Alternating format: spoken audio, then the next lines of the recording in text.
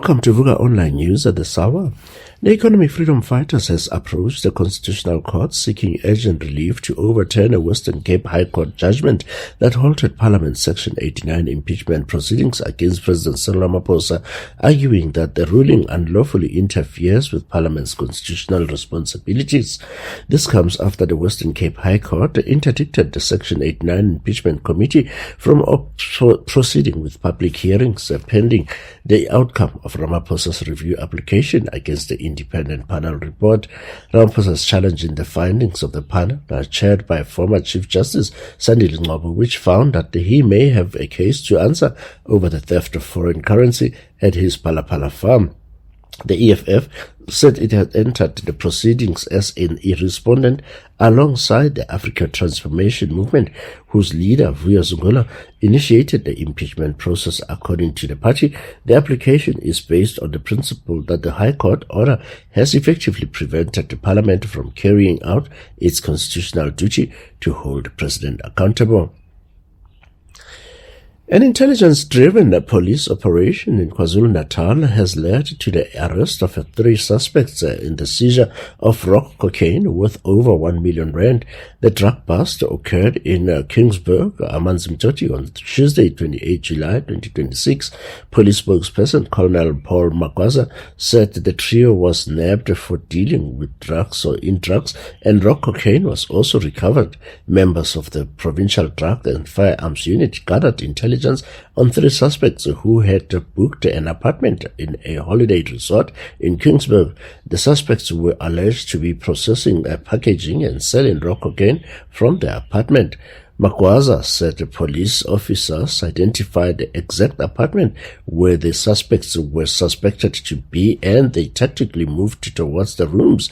All 3 suspects were arrested and charged with dealing in drugs and will appear at the Amanzimtoti Magistrates Court on Wednesday, 29 July 2026.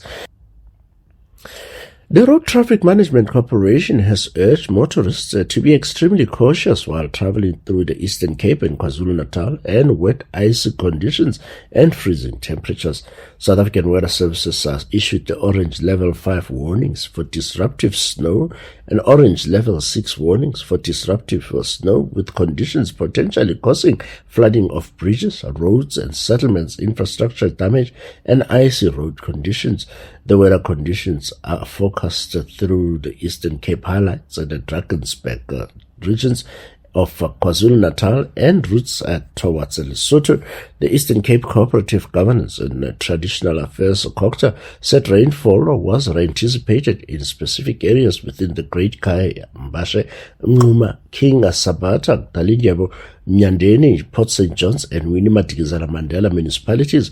The disruptive snowfall is over Walter Sisulu, Enoch Mgijima, Emalahleni, Sakisizwe and Umzimvubu local municipalities.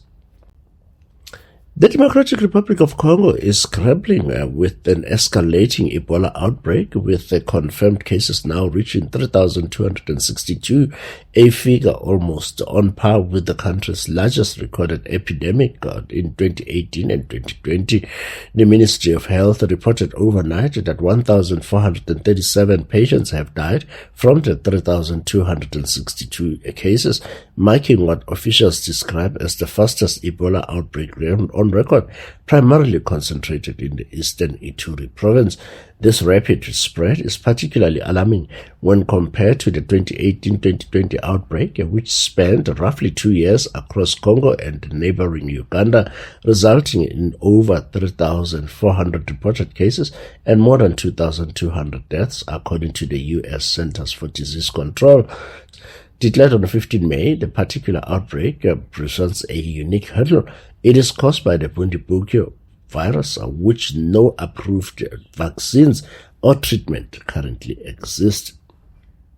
In your sports, the Springbok will unleash a number of returning Springbok stars in their one-off test against Argentina in Buenos Aires next week, Saturday, while also leaving some experienced players at home to begin preparing for rugby's greatest rivalry series against the All Blacks.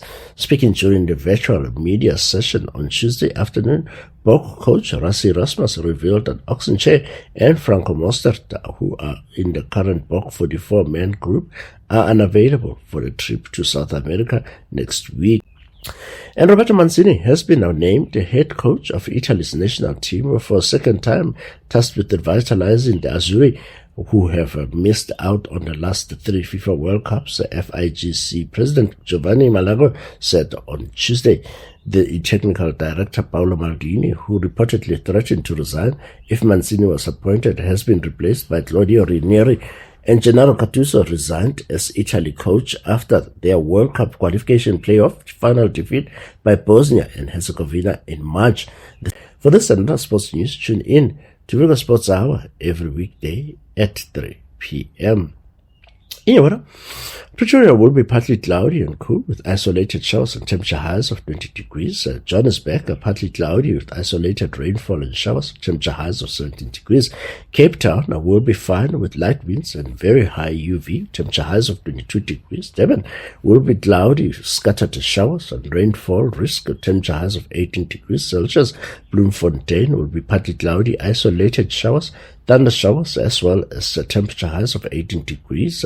Polokwane will be mostly sunny, mild, a slight drizzle and chance of rain, temperature highs of 21 degrees. Rustenburg will be mostly sunny with mild low rain chance, temperature highs of 22 degrees. Uppington will be sunny and warm with breezy and no rain, temperature highs of 22 degrees. Port Elizabeth, partly sunny, scattered showers possible, temperature highs of 17 degrees.